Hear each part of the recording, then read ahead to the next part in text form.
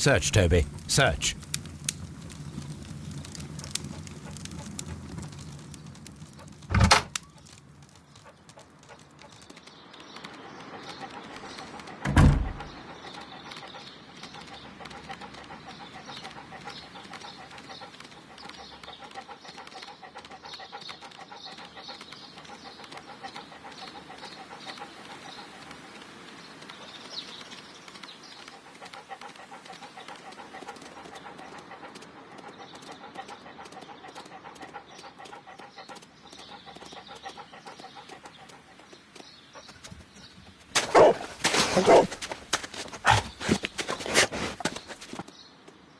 Congratulations, Toby. Now let us see what you have found.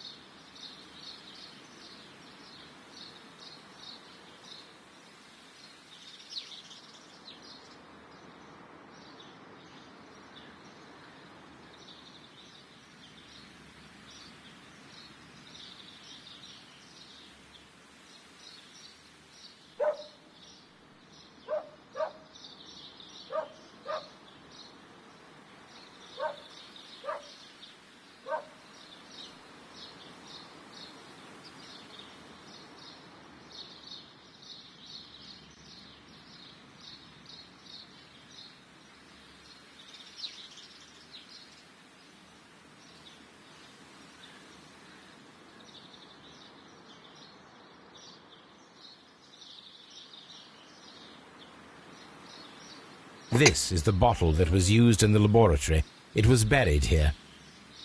There is still some liquid remaining in the bottle, with gold flakes, a tiny caterpillar. Not surprising to see one in a garden, but at the bottom of a bottle.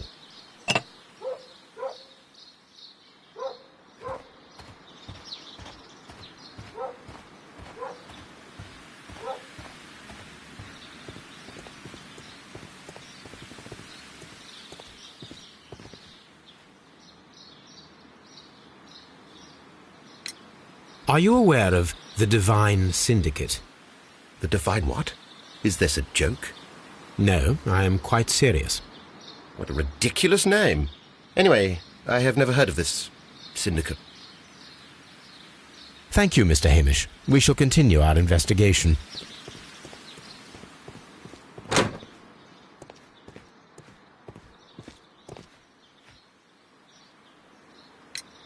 Tell me, have you ever heard of the Divine Syndicate?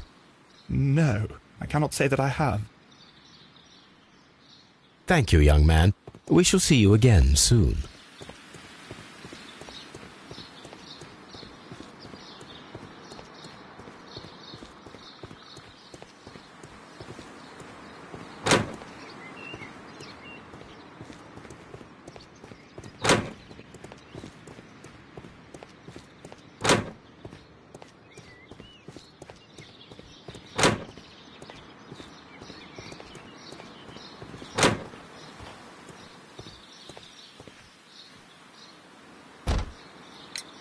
The Divine Syndicate. Does that name mean anything to you, by any chance? Not at all. But it is a very pretty name. Thank you, miss.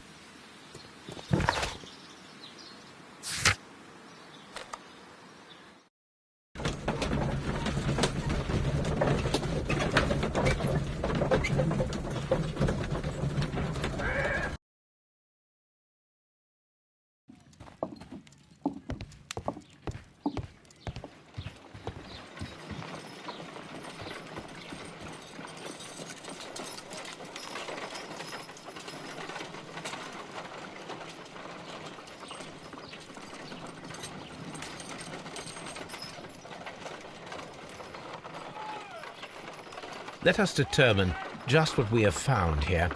Let us pour liquid from the bottle into a test tube to perform an analysis. This is the bottle that we found hidden at Kew Gardens. Let us use a pipette to take a sample of the liquid and fill a test tube.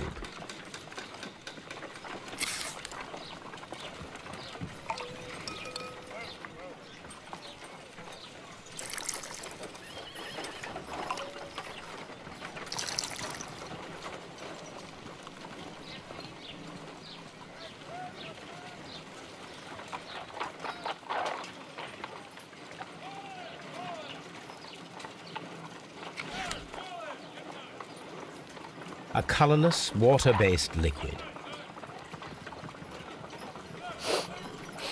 Quite a strong floral aroma. Holmes? What are you doing? It has a bitter taste. What if it's poisonous? Did you ever see poison stored in enormous jars like that? Anyway, there is a doctor nearby. So what do you think it is? It is some kind of organic compound. Let us vaporize the liquid and see what happens.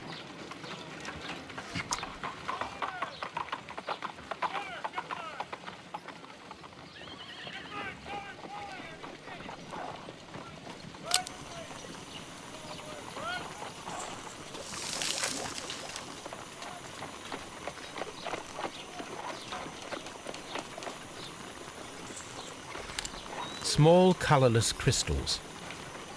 Colorless, tiny crystals that are soluble in water, with a floral smell and a bitter taste. Watson, could you pass me that small bottle, please? Of course. Here you are. Holmes, do you know what it is? Wagner's reagent. There was a label on the bottle that you passed to me. No, Holmes, I meant the bottle that we found.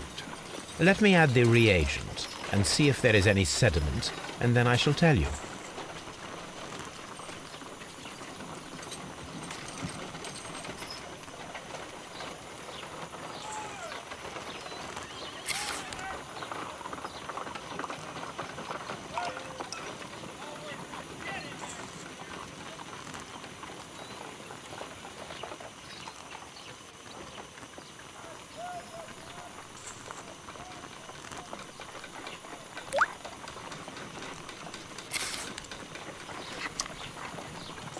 Red sediment, just as I suspected.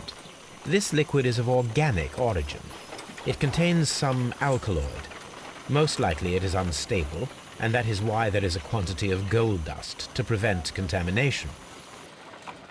This mixture is probably a fertilizer. Someone was carrying out unusual experiments in the garden's laboratory.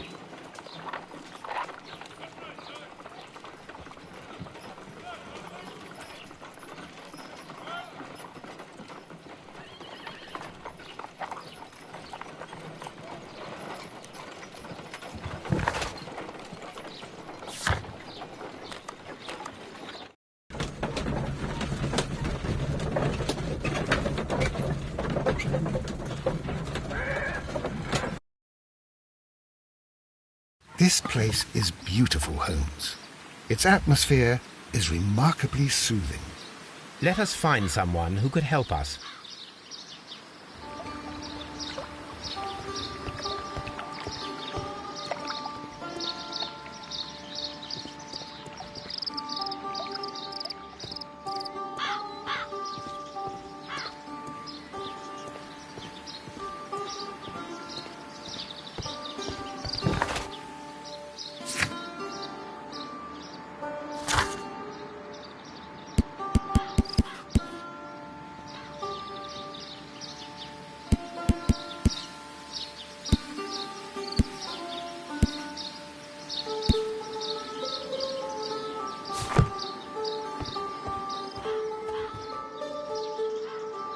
Good day to you, sir. My name is Sherlock... I am exalting the sap. A while can you wait? From the trace of elements and moreover from the quality of the ambient geotropism it depends. Therefore, please, mind my gravitropism. Its balance, do not disturb. Disturbed is most definitely the word. Completed is the symbiosis. Welcome you are. To introduce myself, I am the Green Grand Mystic. The Green Grand Mystic himself. This is me. Who am I speaking to? We are two gentlemen who are extremely interested in the vegetation philosophy that is advocated by this establishment. Listening to you, I am.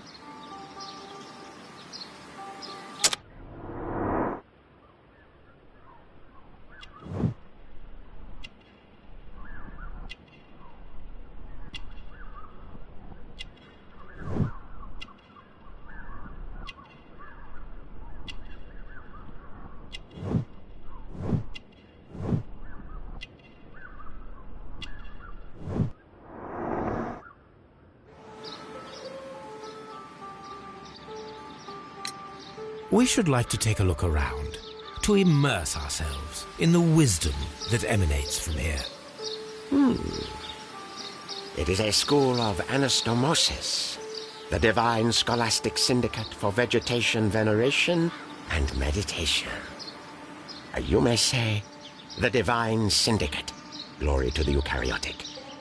Only true devotees, those whose hearts are ready to spermatophize in sharing of knowledge, are permitted to physically enter our vegetable kingdom and its wisdom. And to be permitted, you must earn it. Yes.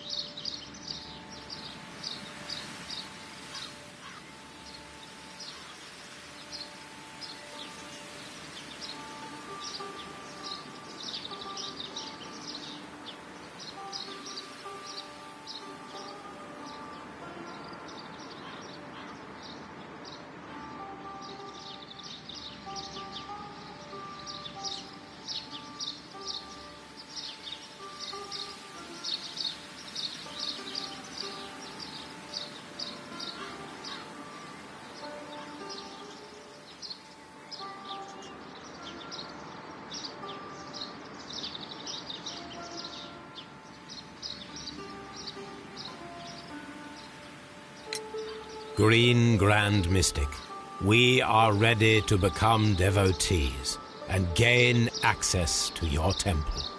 What is the name of our Lord, our God King?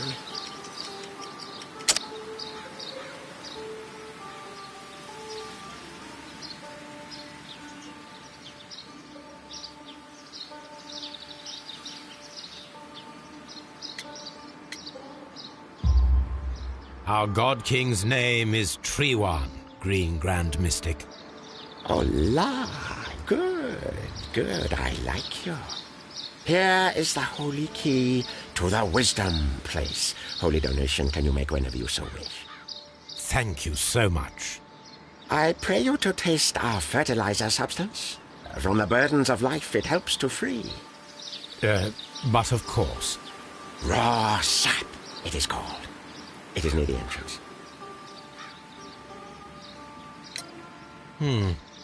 We visited Kew Gardens, and we found your symbols on their flower pots. Coincidence, I am thinking. They would scavenge our refuse. It would not surprise me. It was merely an observation. Well, we will leave you to your meditation. Follow my path. This Green Grand Mystic fellow seems rather suspicious, Holmes.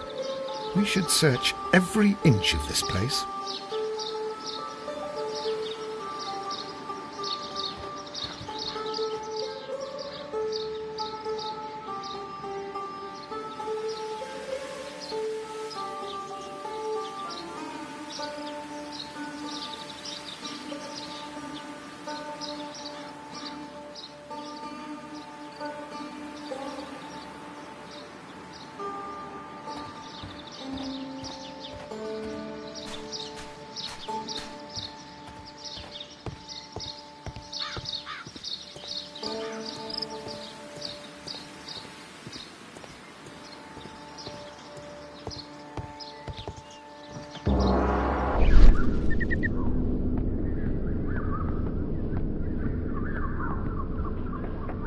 fragment of a flower pot.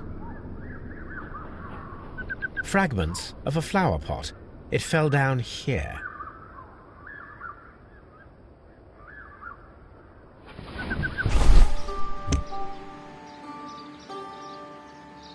The Kew Gardens symbol.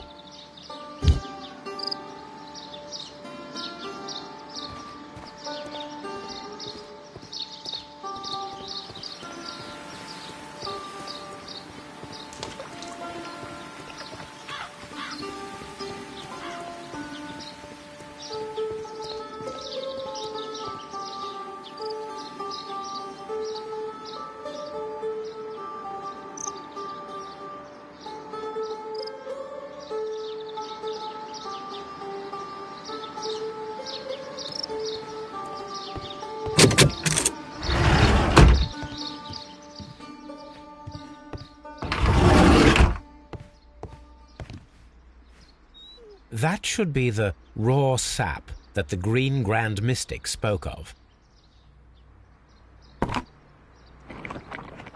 It is rather delicious, and of an excellent quality.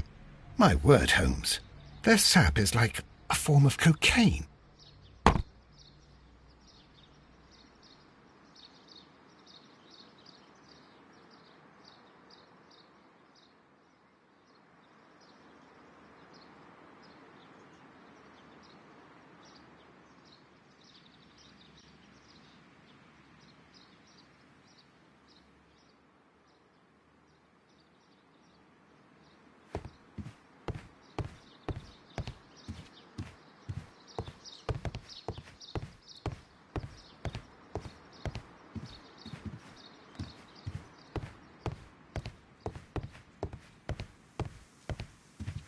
Praise the grand tree, praise it!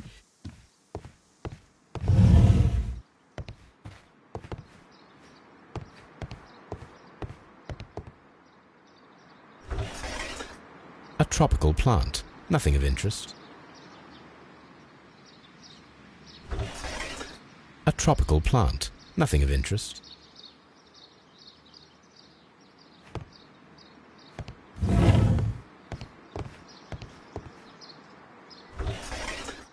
A tropical plant. Nothing of interest. A tropical plant. Nothing of interest.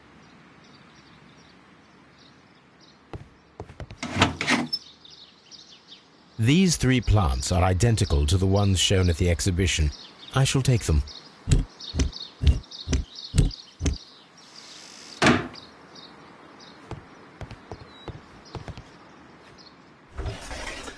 A tropical plant. Nothing of interest. A tropical plant. Nothing of interest.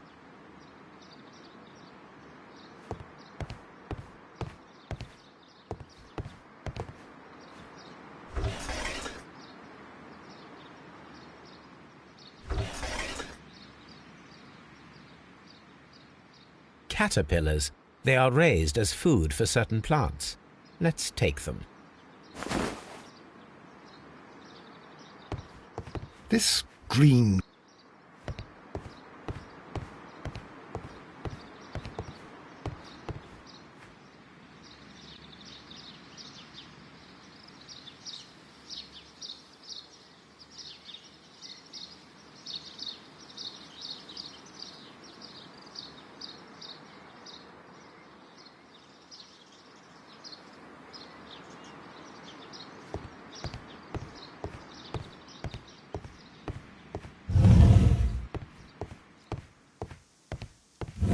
This must be Triwan, the Divine Syndicate's god. Osmosis and photosynthesis.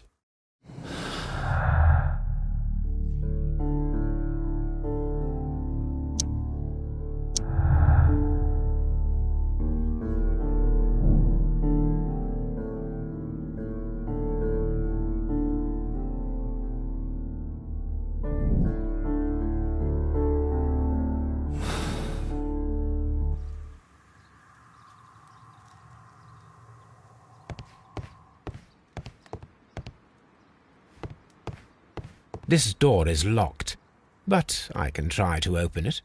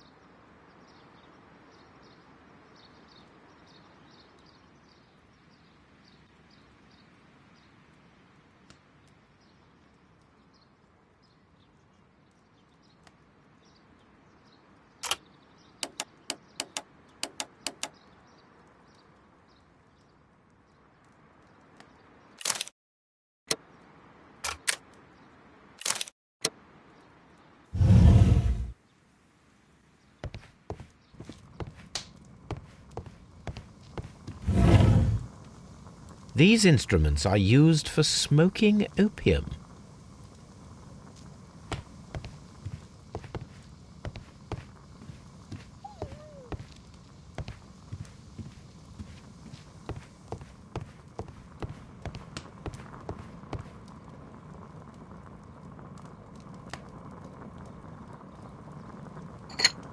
This substance is an alkaloid, the same as in the bottle we found in the bushes at Kew Gardens.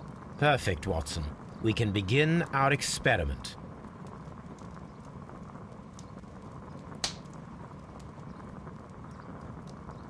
This cabinet is full of chemicals. They are the same as the ones we found in the laboratory at Kew Gardens.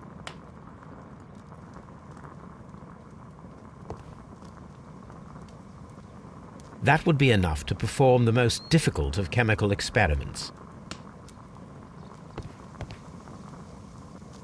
A vast amount of opium.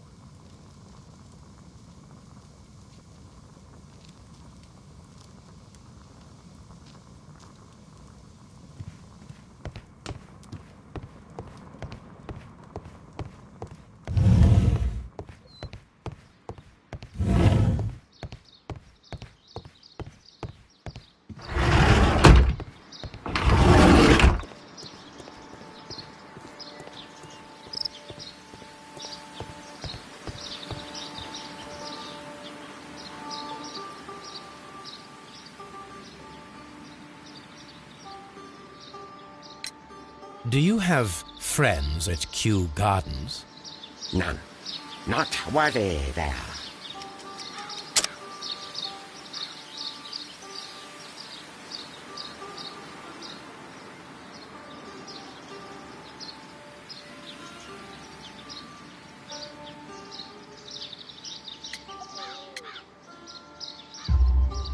Nevertheless, we have seen Kew Gardens flower pots in your yard. How could they happen to be there?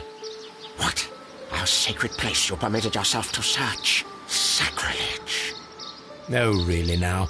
There was a theft of plants at Kew Gardens a matter of days ago, and we believe the pots we found here may be connected with it. Please tell us, were you involved? No.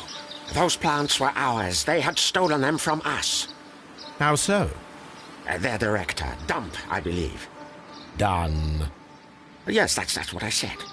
He borrowed from us 3 of our sisters for the exhibition at his greenfly-infested gardens. But he never gave them back to us. Excuses and imbecility.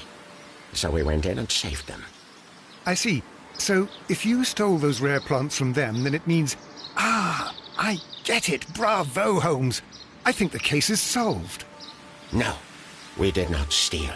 We saved. Well, as a matter of fact, we were unable to find our 3 plants. I beg your pardon. And yet you took all of the exotic plants from the stand. They had disappeared.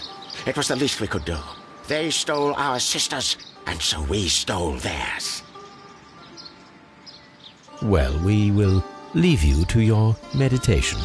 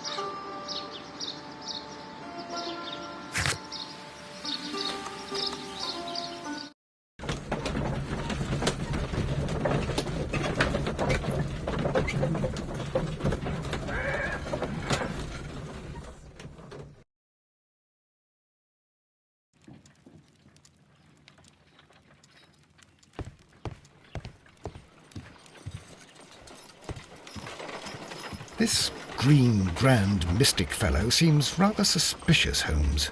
What should we do next, Holmes?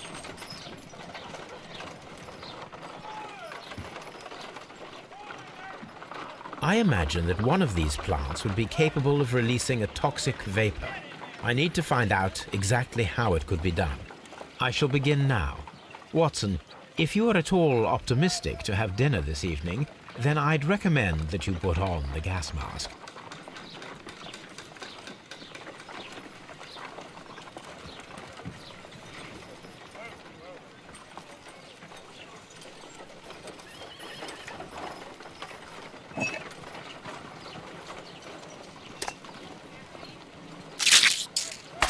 How interesting. What a strong and effective defensive mechanism.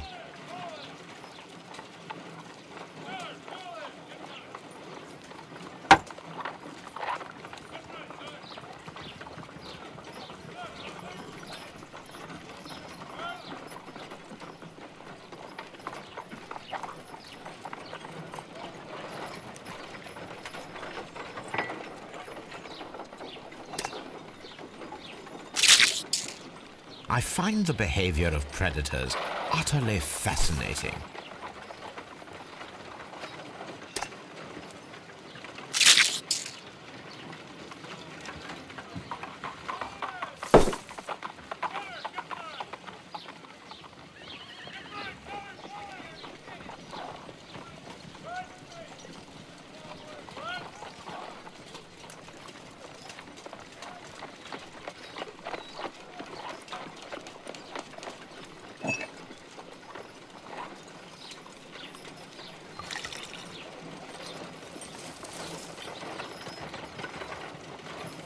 This plant becomes inactive after being drenched with alkaloid.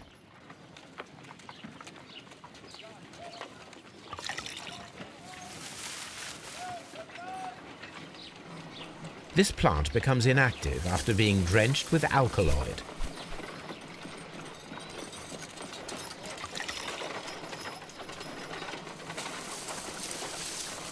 It appears to open after being soaked with alkaloid.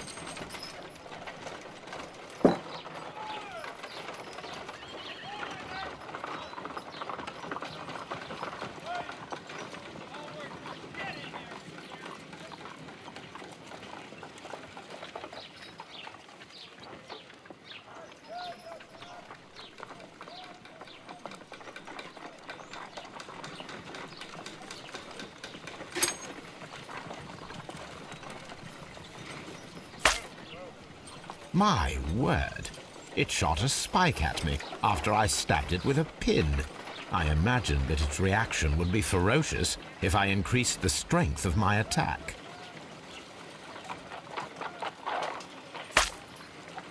My word! It shot a spike at me after I stabbed it with a pin. I imagined that its reaction would be ferocious if I increased the strength of my attack.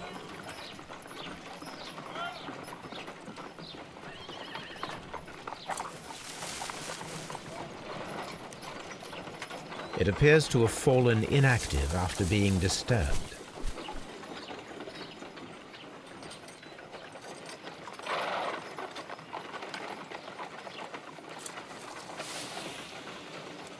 It closed again. I believe I saw a small cloud of gas. I wonder what secrets this plant is hiding. Perhaps if we agitate it to a greater extent whilst it is opened, it will reveal a little more. I am interested in what might occur if the prickly plant should shoot at it.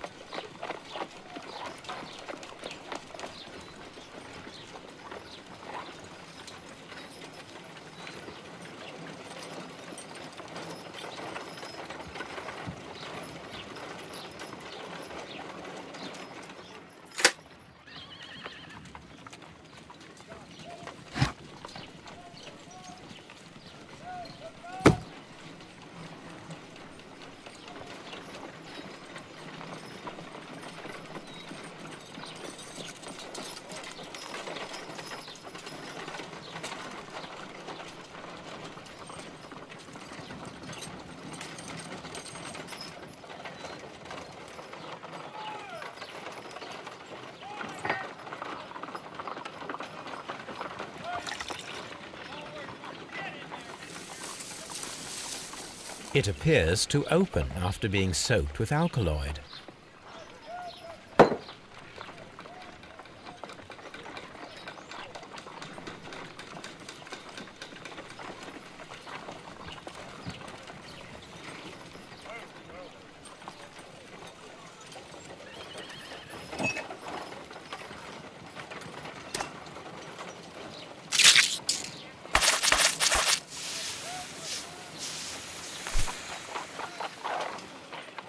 Toxic gas with spores.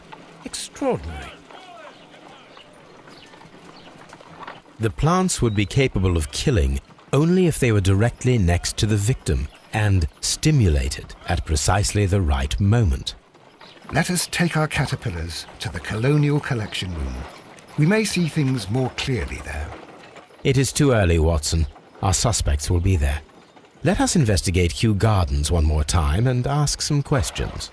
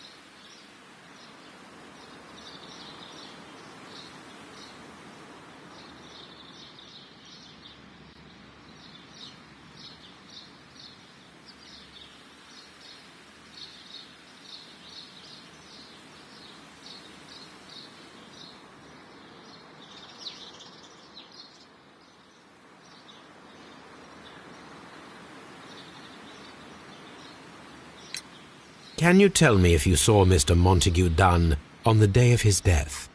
Yes, of course. I met him, and we went to see Albert, his son, at around 9:30. He appeared quite calm. What were you doing on the morning of the accident? After paying multiple visits to Albert, I had a little talk with Miss White. Then I returned to my desk to complete some paperwork. Suddenly I observed that Mr. Dunn was not feeling well, so I ran immediately to fetch Albert. I clearly remember that it was around 10:30, for I was late that morning. Thank you, Mr. Hamish. We shall continue our investigation.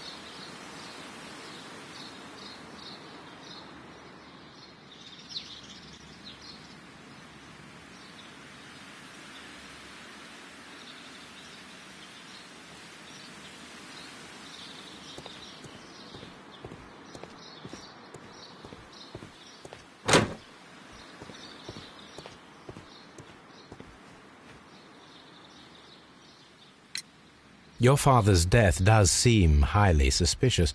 What were your movements here on that day? Suspicious? Well, I was working in the seed house, taking care of Lysa something, or Lear Pontus, or No, wait. Ah, these Latin names. And I spend so many hours trying to memorize them. Did you see your father that day? Yes, he came here with Mr. Hamish for his weekly visit. There was nothing unusual about that. And then? Nothing. They stepped out to the backyard. It was perhaps 20 minutes before 10 o'clock. Then about 10 minutes later, I saw my father heading for the dry tropics room while Mr. Hamish returned here.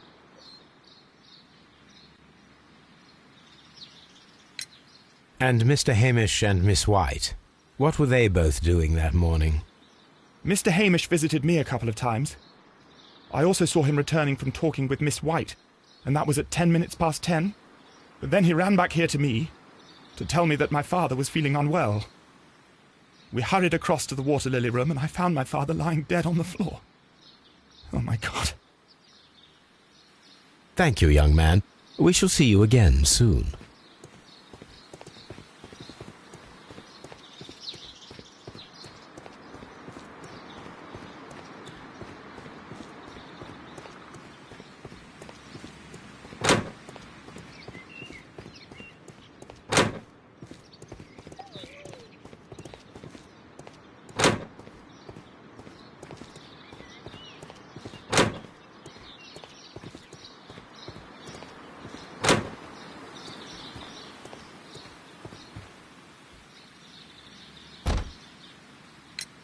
Can you tell me what Mr. Dunn was doing upon the day of his death?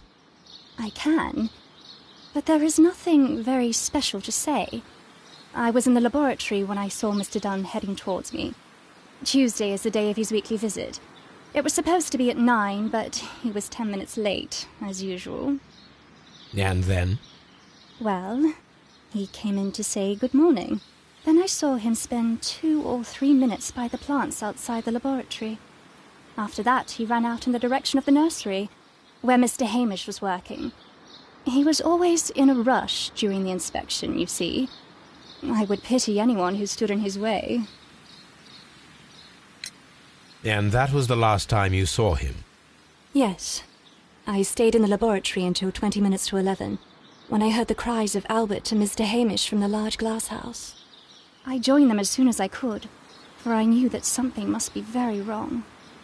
What exactly were you doing in the laboratory? I was recording an experiment for my thesis. I only stopped my work once when Mr. Hamish visited me briefly around 10 o'clock. You say you were recording an experiment when the tragedy occurred. Might I listen to the roll? Certainly. Please do. You will find it in the laboratory. It is number 320. Thank you, miss. Everyone has gone, Holmes. The way is clear.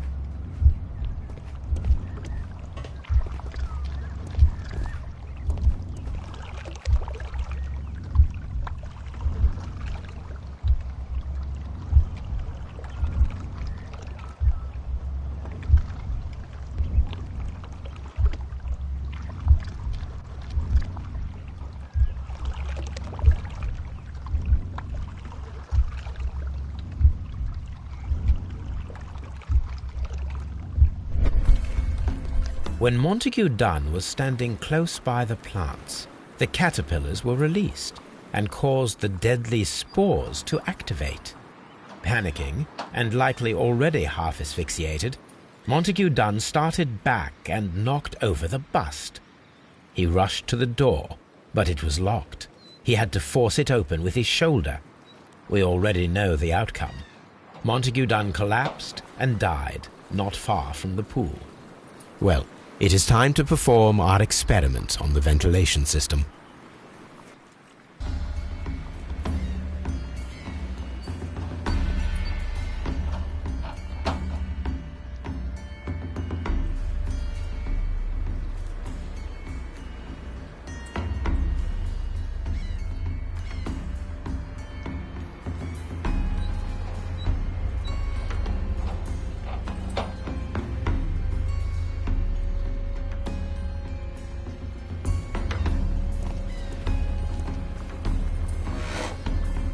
The caterpillars could only fall from the ventilation duct.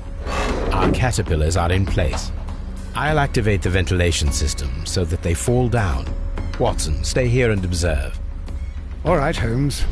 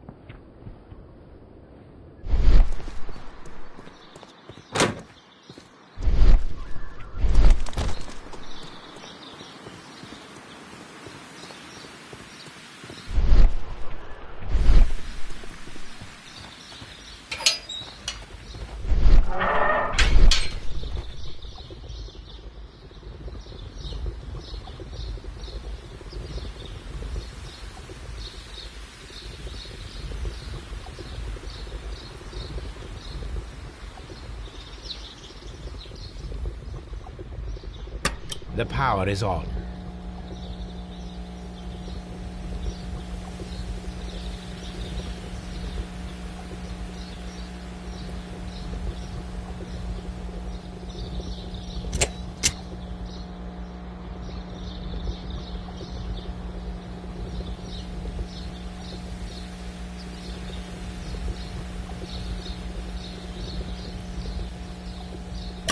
The engine has started.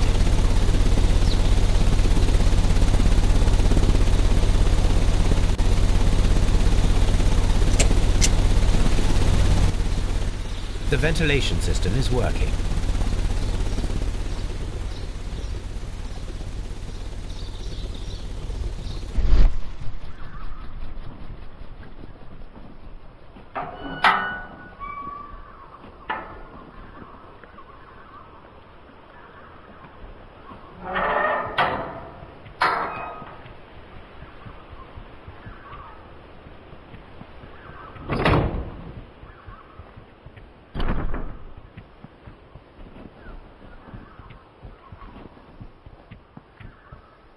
From here, we are unable to see the interior of the Colonial Collection Room.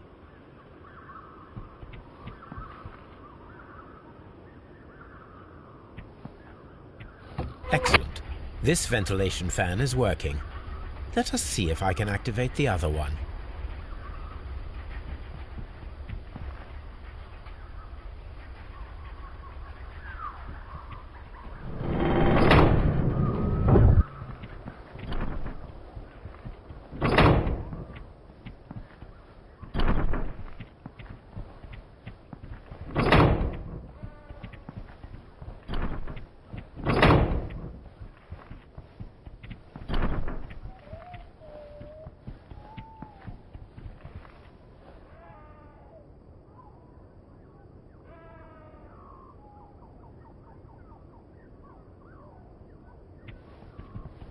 We can see the interior of the Colonial Collection Room from this window. Perfect. Now I just need to find Watson to check the result. It works perfectly, Holmes. Bravo. Now, if you could just help me to get rid of these caterpillars. Perfect. Now we know how the murder of Montague Dunn was carried out, by activating both Albert's and Mr. Hamish's fans. But only from Mr. Hamish's workplace would it be possible to see when Montague Dunn entered the Colonial Collection Room.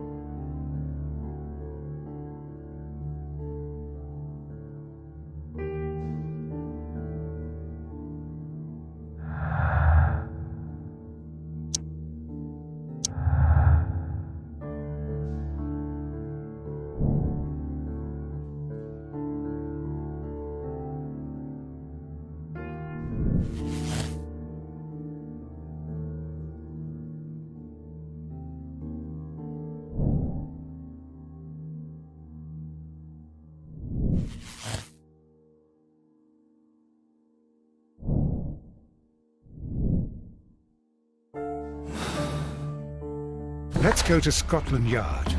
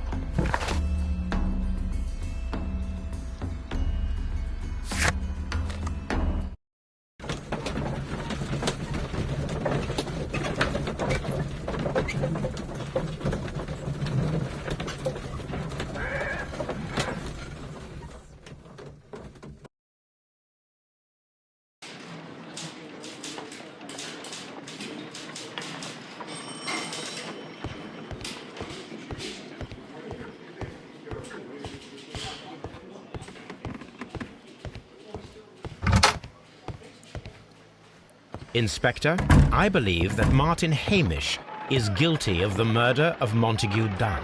Aha! I knew it. I'll send the lads around to arrest him. Very good. I shall wait to hear from you.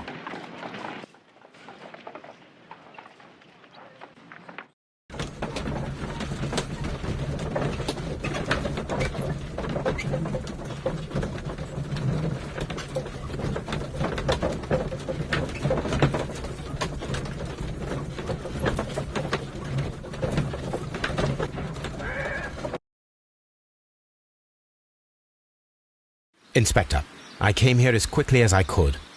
Martin Hamish is in the large glass house. There's no need to hurry.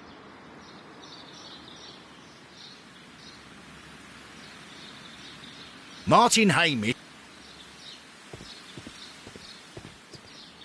Mr. Holmes?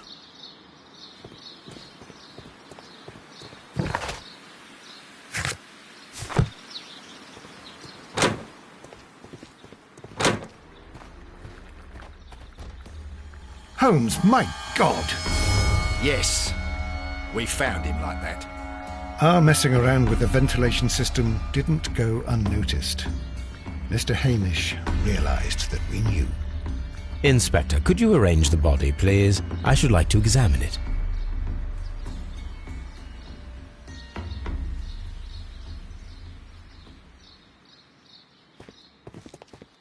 Holmes, don't look at me like that.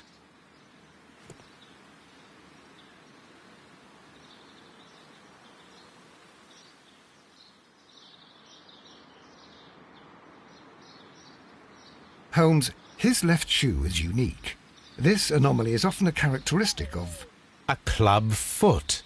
Bravo, Watson. That is the key element of this case. The mark around the neck is very visible. He died instantly.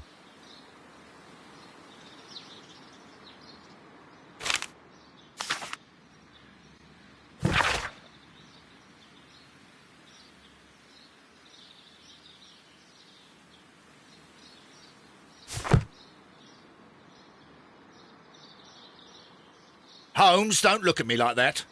I don't know what to think about all this.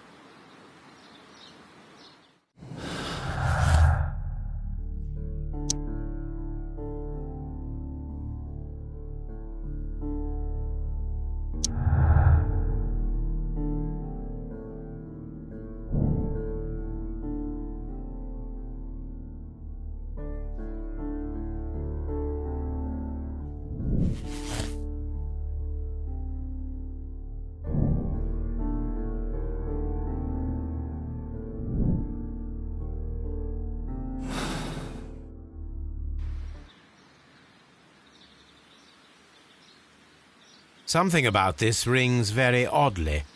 Why do you say that, Mr. Holmes?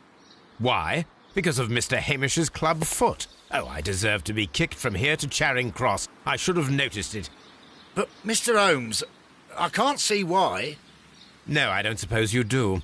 You must recall that Mr. Dunn was locked inside the Colonial Collection Room by the murderer. If it was Mr. Hamish, he would have had to run up to his workplace to trigger the fan situated above it, taking into consideration the condition of his foot. Well, it is still possible. Perhaps, but it is rather strange that such a person as Mr. Hamish decided to base his plan on the speed of his gait.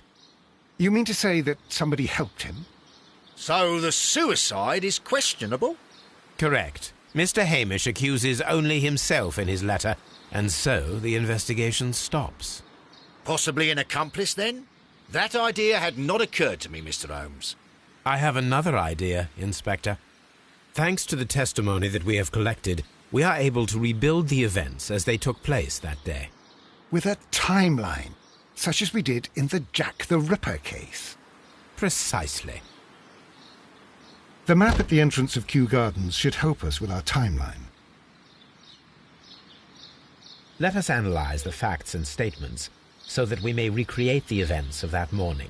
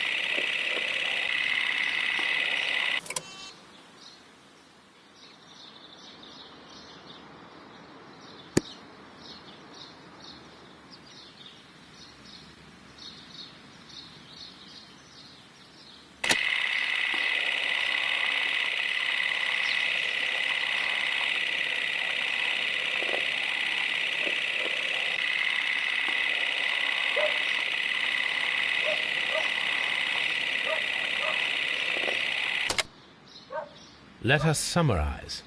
Montague Dunn was poisoned inside the Colonial Collection Room. He forced open the door, which means that someone locked him inside there at 10:20. Martin Hamish was last seen at 10:10. This means that he has approximately 10 minutes to lock the door of the Colonial Collection Room. Given that he was club-footed, it is doubtful. Albert also has 10 minutes to lock the door of the Colonial Collection Room, which is quite enough time. Miss White was last seen at 10 o'clock, which means that she had approximately 20 minutes to lock the door. More than enough time. Perfect, Watson. Now, let us ascertain who assisted Martin Hamish in killing Montague Dunn.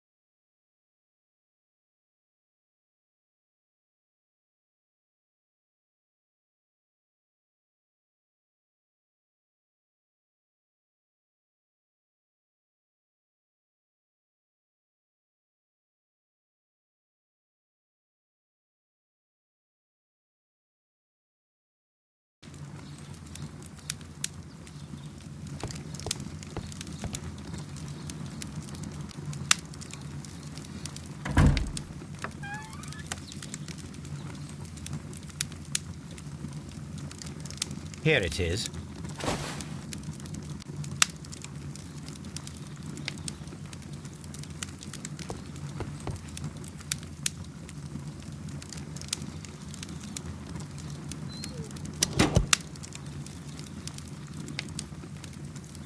These plants, classified as shrubs or grasses, have adapted to their arid environment due to a system of underground roots. This recording seems very long. It is unnecessary to listen to all of it. Miss White was in the laboratory, as she told us.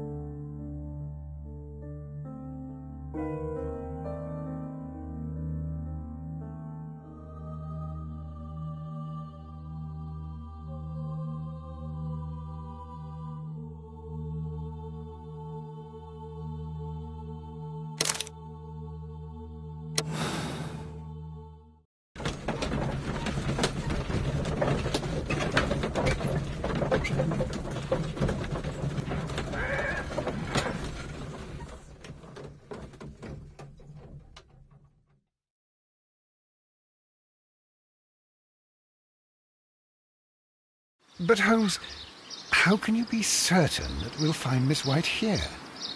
It is obvious, Watson. Just use your brain. I am using it. I do use it. Now that the rope has tightened around Martin Hamish, Miss White must act to erase all traces of her implication. After the suicide of her accomplice, there is one final trace remaining: the deadly plants of the Divine Syndicate. She will be there. Very good. Shall we go? Just one moment. Now listen to me, Watson. I shall see her alone. You will conceal yourself behind her, quietly. Whatever are you planning? Nothing spectacular. The impulses of women have always been a mystery to me. But she is a bold one, and so we must be cautious. All right. You can count on me, Holmes.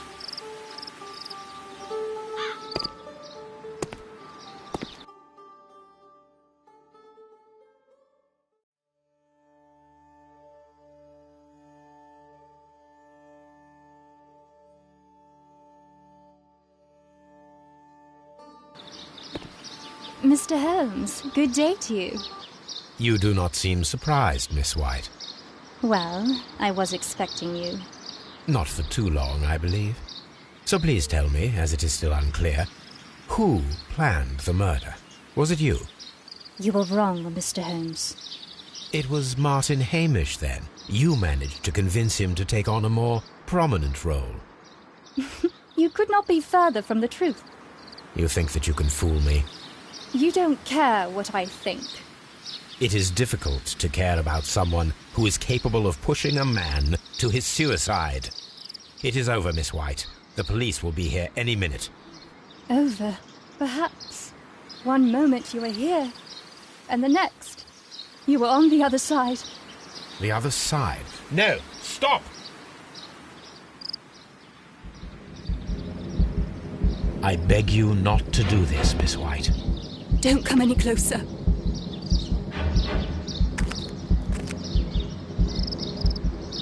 Please remain calm. We can help you. Not one step further. Don't try to stop me. Stop this foolishness. You cannot truly want to die. No, it's too late.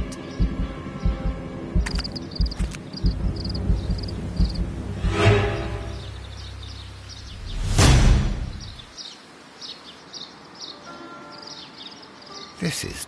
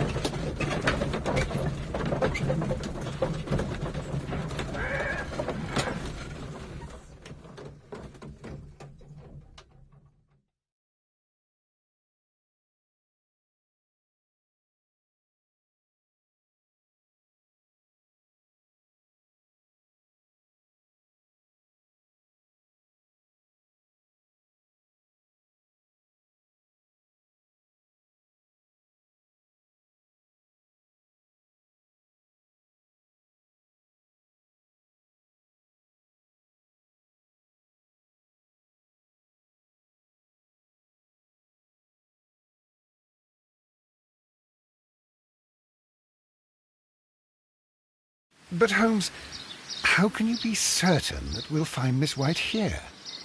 It is obvious, Watson. Just use your brain. I am using it. I do use it. Now that the rope has tightened around Martin Hamish, Miss White must act to erase all traces of her implication. After the suicide of her accomplice, there is one final trace remaining: the deadly plants of the Divine Syndicate. She will be there. Very good. Shall we go? Just one moment. Now listen to me, Watson. I shall see her alone. You will conceal yourself. What? Not... All right.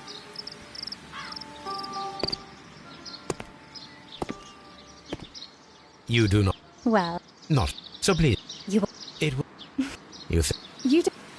It... Oh, We are... I beg you not to do this, Miss White. Don't come any closer.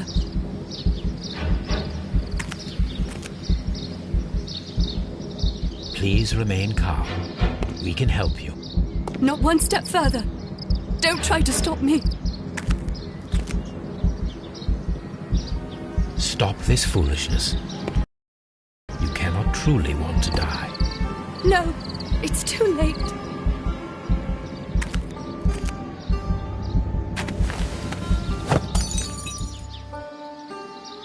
Well done, Watson.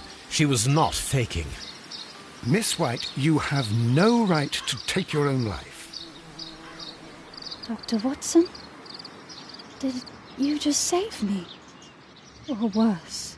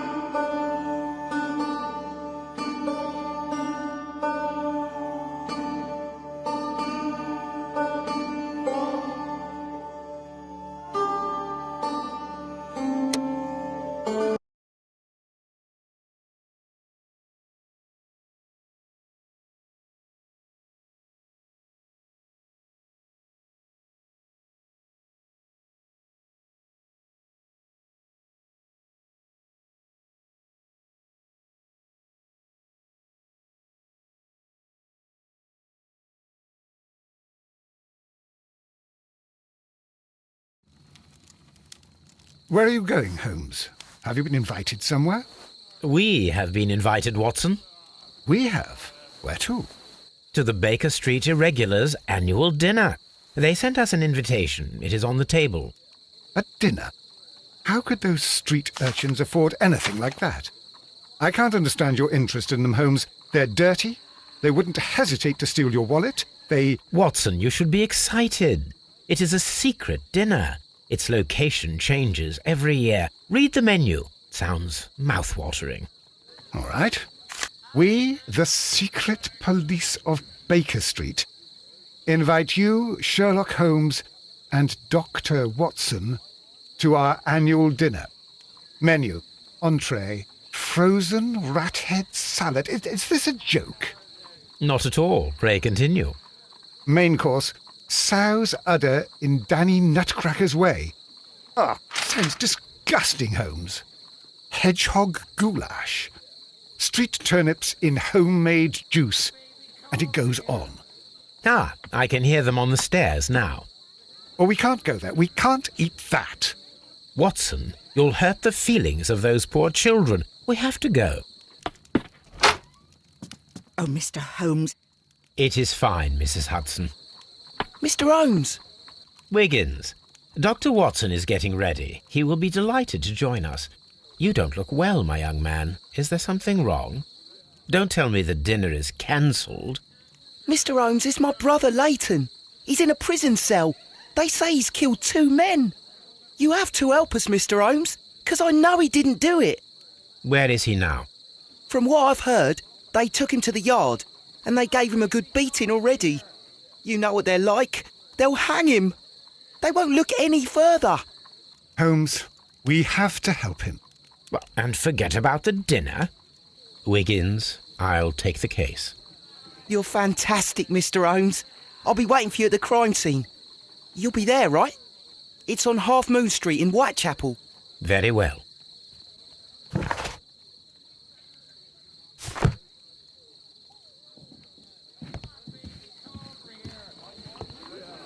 Hello, Toby. All you need now is a shawl and a mop cap, and you could be Mrs. Hudson's younger sister.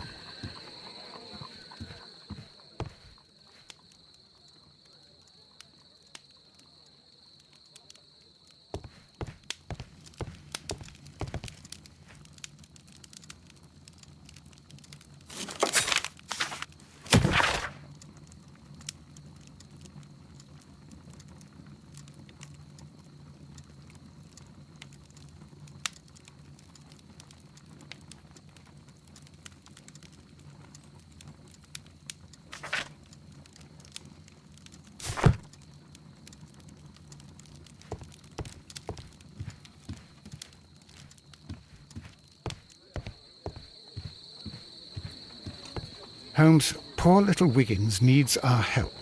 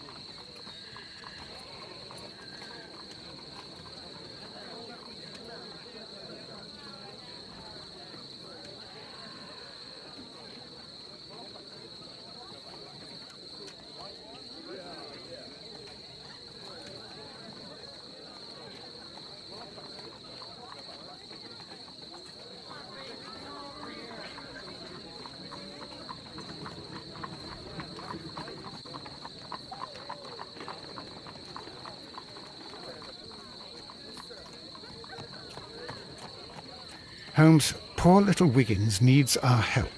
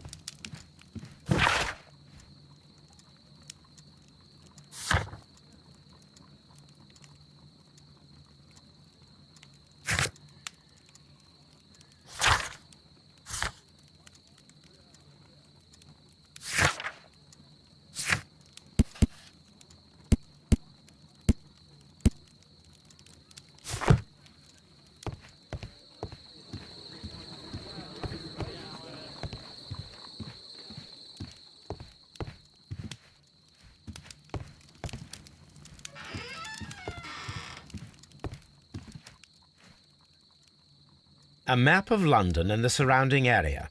It could be useful.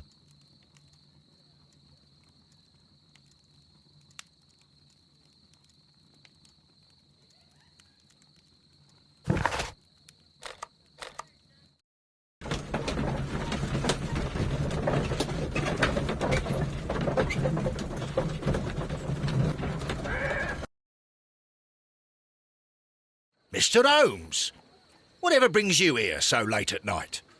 I'm interested in the case of young Leighton Chapman. He was arrested earlier this evening and accused of a double murder. I beg your pardon? That case is quite clear to the police. Or are there any new facts that we don't know about? Who knows, Inspector? Look, you are free to investigate, of course, Mr. Holmes. Chapman was arrested with a revolver in his possession, which you can find in the evidence room. The suspect himself is in custody. Did you find anything else on his person? A few personal belongings. Nothing particular, Mr. Holmes. Thank you, Lestrade.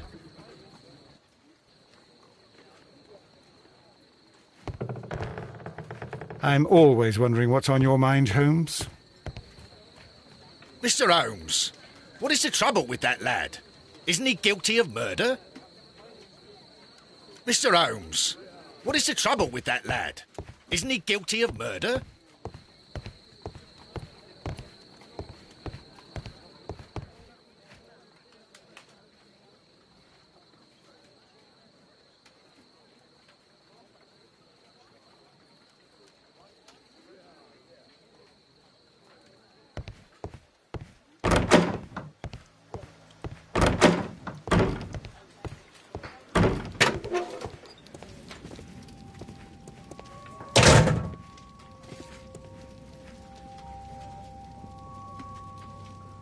A cheap watch, bought with his own money, no doubt.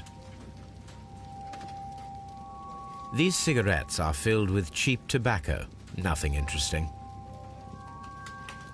So this is the gun that Leighton was holding when he was caught by the police. It is a Webley revolver, a reliable weapon. It seems as though the shells were not removed from the cylinder.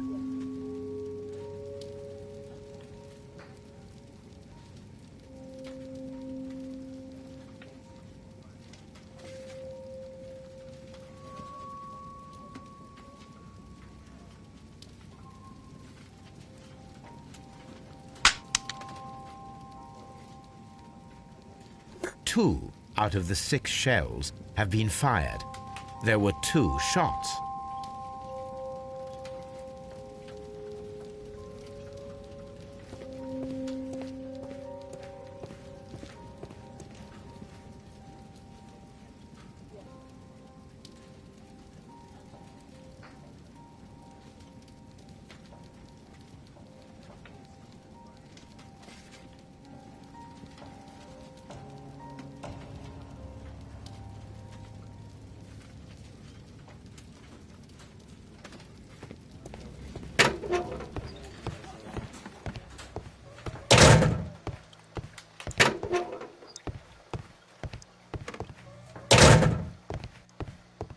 Mr. Holmes?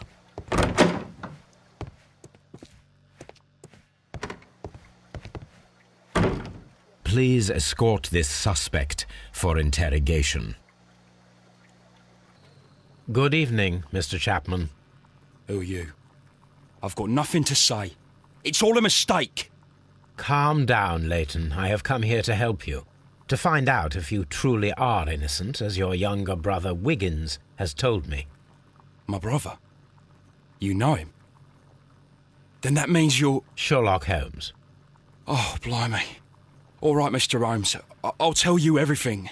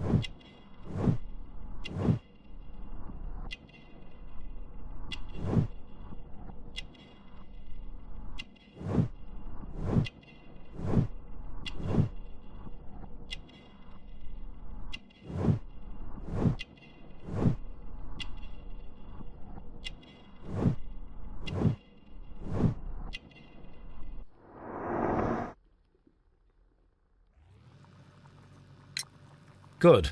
Tell me your account of what happened. I left my work and I hurried up to see the fireworks in Whitechapel. I was late, so I decided to cut through Half Moon Street. I saw the first fireworks light up in the sky. I bumped into a constable on a corner before entering Half Moon. Then suddenly, what with all the firework flare, I saw two men. They were both lying flat in the middle of the street. I stopped where I was. I thought about turning back to the police, but as I was thinking of that, I saw a third person. He was leaning over the body that was furthest from me. The second I saw him, he raised his head and he stared at me. In a flash, I saw his gun, but he made a dash for it instead and he escaped through Whitechapel Street. So you might still have had time to return to the constable. I panicked. I didn't know what to do. Anyway, I approached the bodies just to see if they were still alive. I saw that one had blood pumping out of his stomach. He was dying. It was horrible. The second one was already dead. He had a hole in his head. He was holding a gun in his hand, though. I took it, and then I followed the third man. Interesting. Pray, continue. I turned a corner, and I saw the man standing in the middle of the street. He seemed to be in some sort of panic. And then, Mr. Holmes, something strange happened. I told the police and they laughed at what I said, but I swear to you, my words are true. I started running towards him. But then I was blinded by a flash. It was so bright that I hardly saw anything for a good dozen seconds. But I kept running forward. As I arrived in Whitechapel, I heard a woman screaming. And then I was caught by the police. But there wasn't a trace of that man. Of course, then they found a gun and all that blood. I couldn't see the murderer escaping and all that mess. Perhaps I was still half-blinded at that moment. A thrilling account, my young man. Leighton, are you able to describe the person whom you saw standing in Half Moon Street? Well, I wasn't able to see his face at all. It was too dark, and he was too far away. I could see his silhouette. And what about that? Nothing so special. He was wearing a jacket. He was quite average in size and his weight. I see. Was there anything else that struck you at the time? No. But perhaps...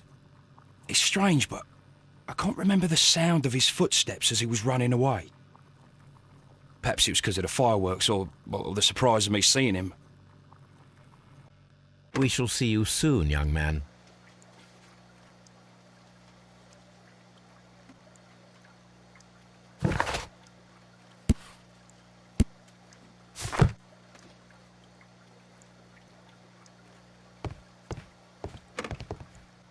Mr. Holmes? Tell old Wiggins that I'll be fine.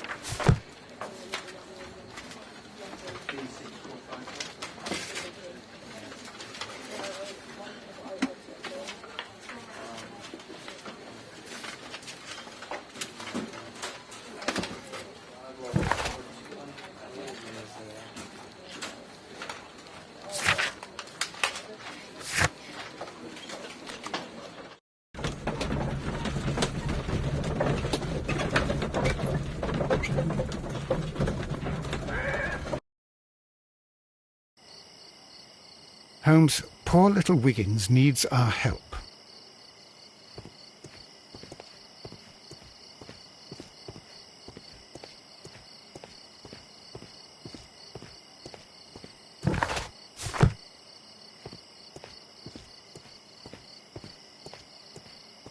Holmes, poor little Wiggins needs our help.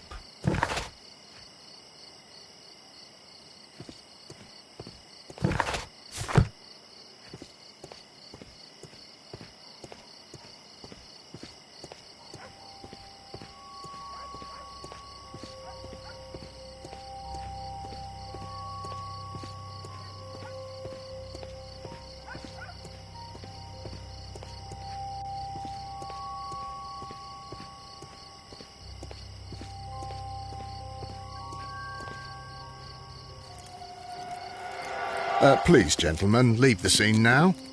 Oh, Mr. Holmes, is that you? Good evening, Constable... Constable Marrow.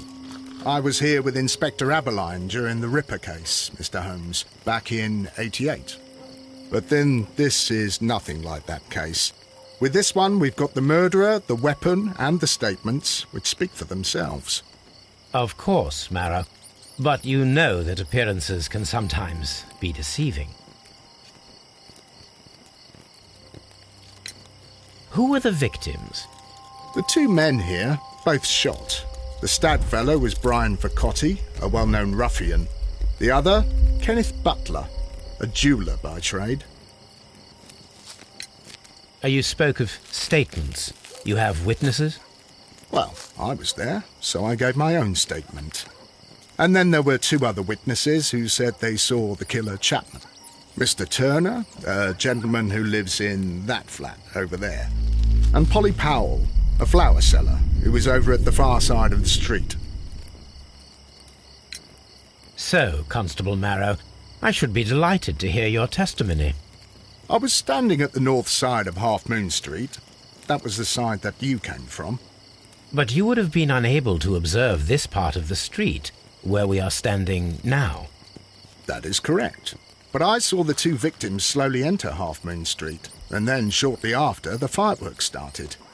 A few minutes after that, the fellow Chapman rushed towards me and ran into Half Moon Street. Please continue. I didn't pay attention, but suddenly I heard a woman's cries and police whistles on the other side of Half Moon Street. I rushed over there and I saw the two dead bodies on the ground. When I reached Whitechapel Street, I saw Leighton Chapman. He'd been caught by two police constables.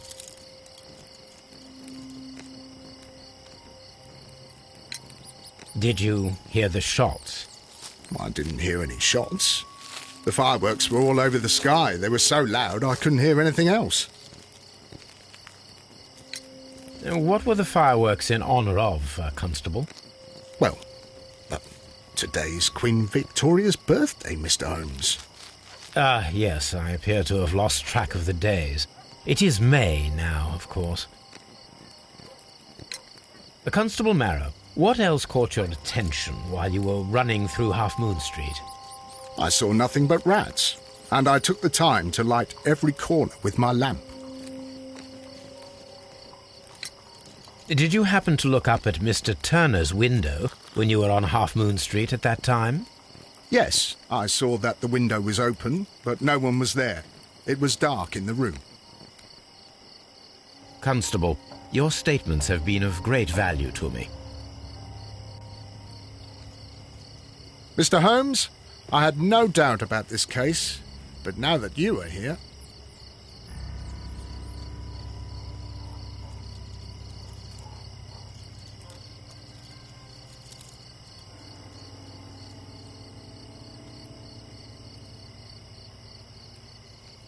A fairly long pole with a forked end.